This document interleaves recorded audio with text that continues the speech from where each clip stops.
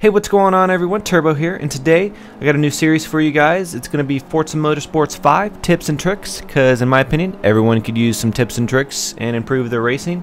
On this episode we're going to be talking about handling, and I believe I might make this two or three different videos for this, just because there's different points that I need to come across here and there. It's going to be too long of a video, so I'm going to have to break it down. But then after I get done with the handling, I'm going to bring some other tips and tricks for you guys. But the gameplay that you're seeing is me on whatever that Australian track is. Can't think of it off the top of my head, but I am racing in my Evo 10, and I believe the drive avatar difficulty is set to unbeatable. And as you can see, they are pulling on me on the straights. Can't catch them at all on the straights, but this is about handling, and as you can see, coming up to turns, I am right back into the race. So let's go ahead and talk about the different setups and tweaks that you can do to help better handle your car and get you all those first place victories. So here we go. Now in career mode, when you have to pick a new car for a different league, always go with one that you like, obviously. It makes it more fun that way. But if you're trying to improve your handling, I would definitely go with an all-wheel drive car, because if you're rear-wheel drive, you're going to be spinning all over the place. So I'm going to use the Subaru STI as an example. And when you highlight it, it takes a couple seconds for it to calculate its modifications. So that is just random selection by the computer for its mods and how it's going to perform. So just be aware of that. The lower the number before you see the calculations added to it, the better for improving your mods and handling and all sorts of different things when it comes to speed. So go ahead, pick one that you like. Like I said, I got my STI. And then what you want to do is immediately go and upgrade it. And when you upgrade it, you're actually going to be downgrading it.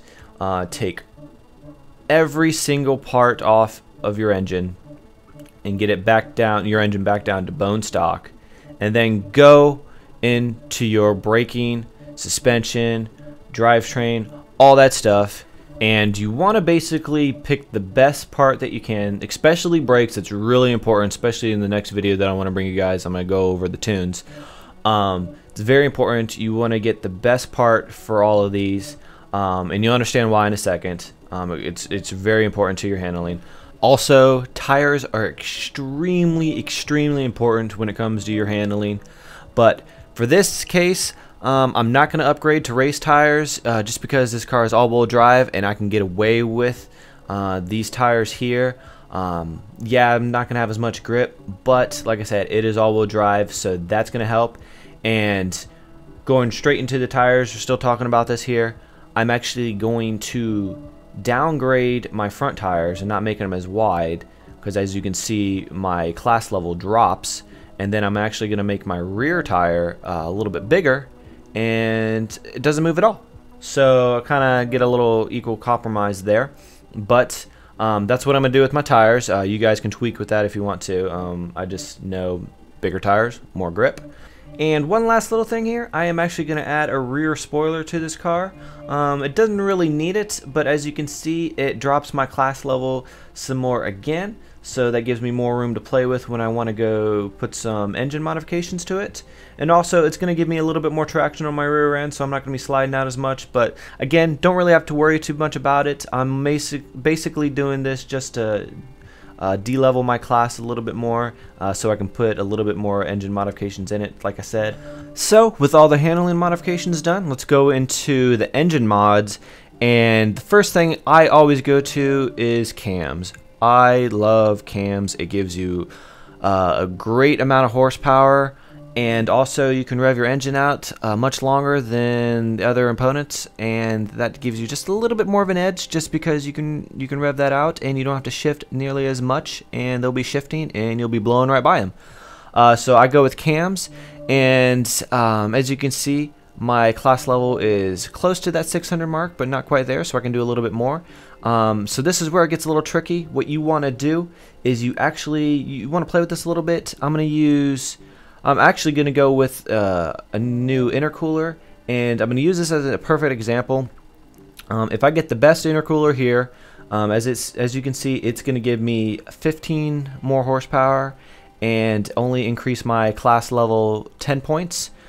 And I'm not going to select it yet, but if I go all the way to the air filters and get the air filter that gives me the same amount of horsepower, you can see here that the class level increases even more. For the same amount of horsepower, it bumps me up an extra 14 class level points instead of the 10, and I have the same amount of horsepower, and that doesn't make any sense to me. I mean it does make sense, but why not have more horsepower and not as much level upping, I guess you could say. And that way I have a little bit more to play with, just going with the intercooler and getting that same amount of horsepower. So I'm going to go ahead and click that intercooler, get the 15 horsepower, and also a great modification to help that class level that's not going to increase it too much is oil and cooling. I'm going to go ahead and select that, and that should put me right there at 600. And there it goes, it does. And a few little things here. This is where you want to just check every little thing right at the end to make sure there's nothing else that you can add. And as you can see here, I can add a different drive shaft, giving me less weight. It's not much, but it's still a little extra something.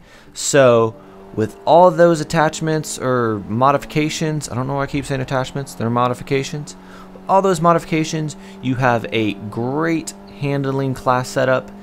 And there's some things that I'm going to go all over in the next episode. I'm going to show you how to tune this to where it's even better. So go ahead and try this out with all your cars.